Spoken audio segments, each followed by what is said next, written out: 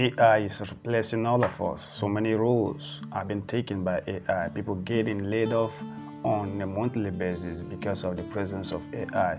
But there is a way you can actually prepare yourself so that you become a lot more proficient and become AI irreplaceable.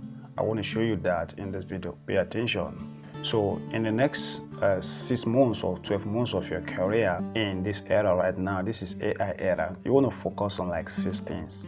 And that's just going to make you layoff proof. It's not going to be easy for so many companies to lay you off, and the reason for that is because of the roadmap I'm going to just basically give you now. If you follow that, you'll become layoff proof in any company that gets you employed. So the first one is to become highly proficient in one language. You don't want to be jumping from languages to language as you are beginning this early stage of your life. You want to focus on just one language.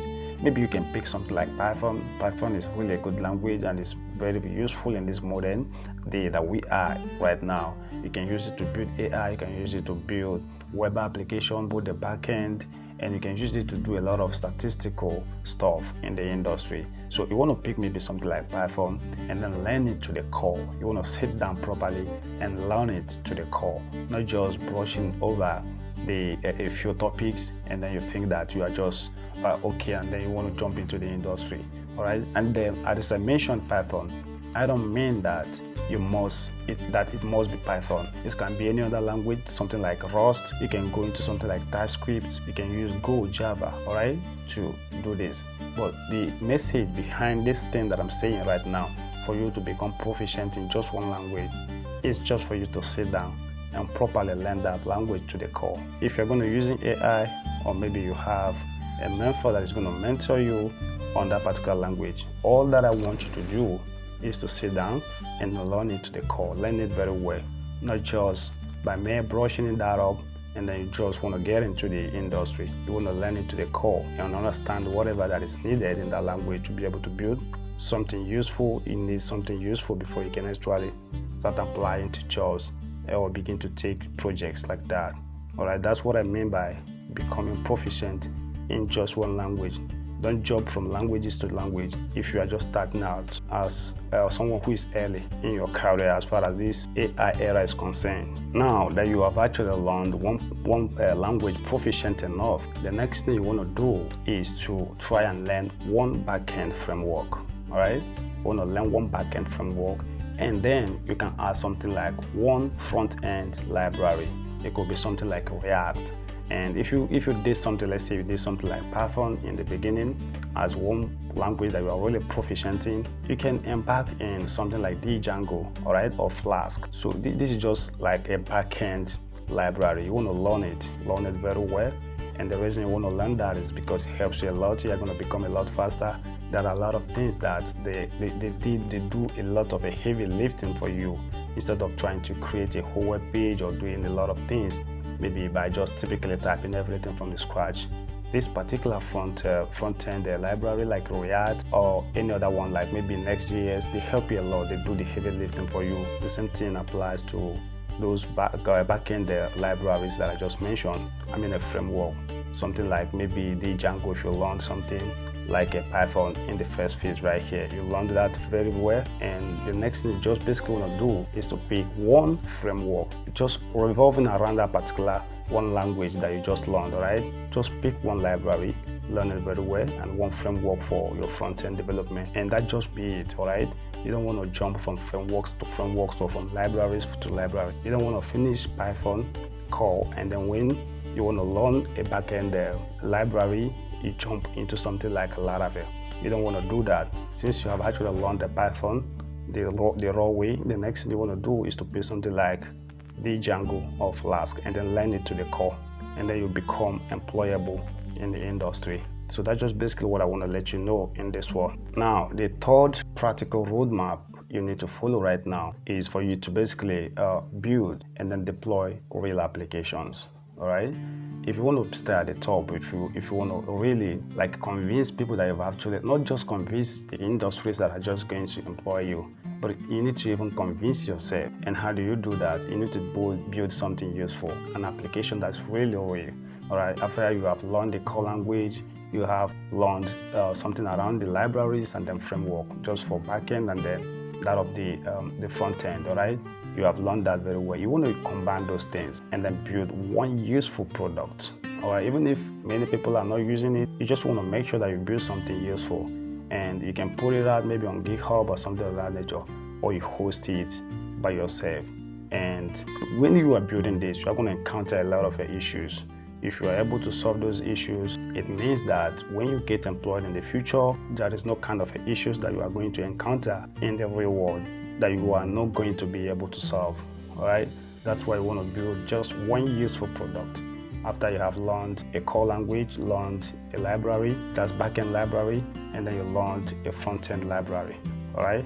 That's just the next practical phase that you need to engage yourself in before you go out there and then begin to, before you go out and then start employing to jobs. Now, another point I want to give you right now, which is this is the fourth practical roadmap you need to follow, is for you to go to learn cloud platforms and container like Docker and something like a Kubernetes, all right? And I don't know if I just got it pronounced correctly, but I'm going to just display the text in the screen so that you know what I'm talking about. So I call that Kubernetes basics, at least the basics of these things. They are just basically like the core things right now if you are learning in this AI era, all right? This is just the modern things you basically need to know if you want to stay at the top. You want to learn something like those containers, the cloud computing, and then containers like Docker and the Kubernetes, even if it's the basics, you want to learn that. If you learn this, they're just basically going to help you stay at the top of your game, all right? And then you become a lot more employable. It adds weight to your CV, all right? Now, the fifth roadmap I want to give you right now, if you are still early in your coding career, so within the next 12 months, you want to also learn this particular thing I want to tell you now, and that is just working with AI. You want to learn how to use AI tools every day. So after you have understood the core things that are behind building web application or just write about any application, I'm not just talking about web application with the roadmaps I'm just basically giving right now. I'm just referring to programming in general, especially in this AI era. So once you have learned the core things right in there for the first step right there, by maybe picking a single language, you learned it very well. The second one, you picked a library, a backend library, and then also picked something like a front-end library and you learned it very well. The next thing you want to do, which is the fifth thing in there, is for you to make yourself available for AI. You want to learn how to use AI every day, because the reason why you want to do that is see that the world has already moved to AI era, and you want to know how to use AI tools if you want to move faster in the industry today. All right, so in fact, a lot of companies, they recommend that you should also know how to use AIs. That's why you want to also learn it. So if you don't have AI skills, it may be difficult for some companies to basically work with you, because they also want to move as fast as the industry is moving.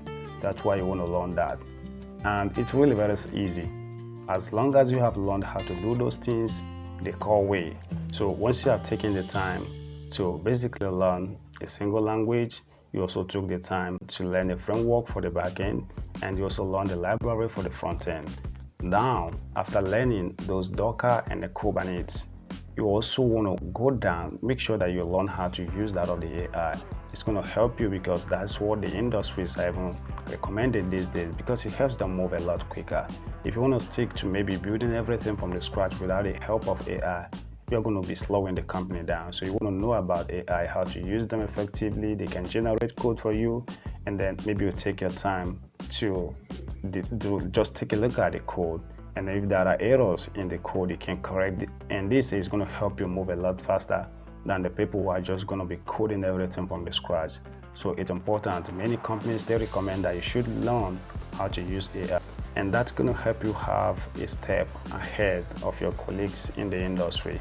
All right, so the last thing right in here is for you to, practicing system and design debugging. So you want to learn a lot more about system design, all right? You want to learn about that, and then debugging. You need to, because if you're going to jump onto using that of the AI, you need to know how to debug, all right? You need to be like a detective when it comes to debugging.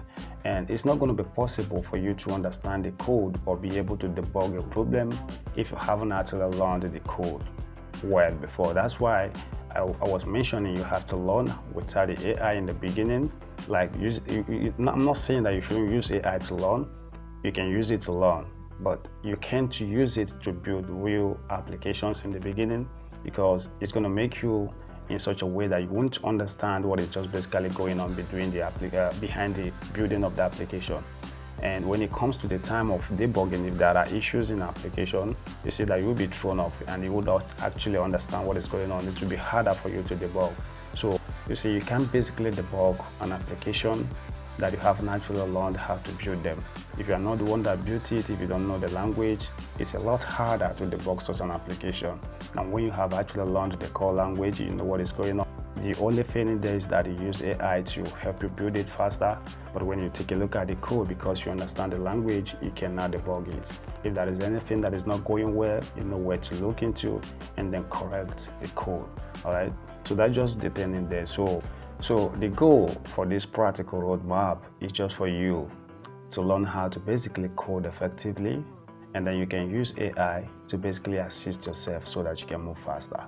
All right, and with this, I hope that I've actually convinced you and I also exposed to you the practical roadmap you can follow in the AI era to be able to become proficient in any language, and then you become employable. All right, and I hope you like that. So if there is any other thing you want me to add, I want you to go to the comment section below and just drop it in the comment section, and just say, even if it is a thank you in the comment section, I will actually appreciate that.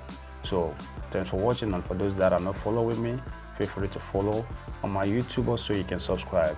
Thanks for watching, and I will see you in the next one. This is Code Kingdom.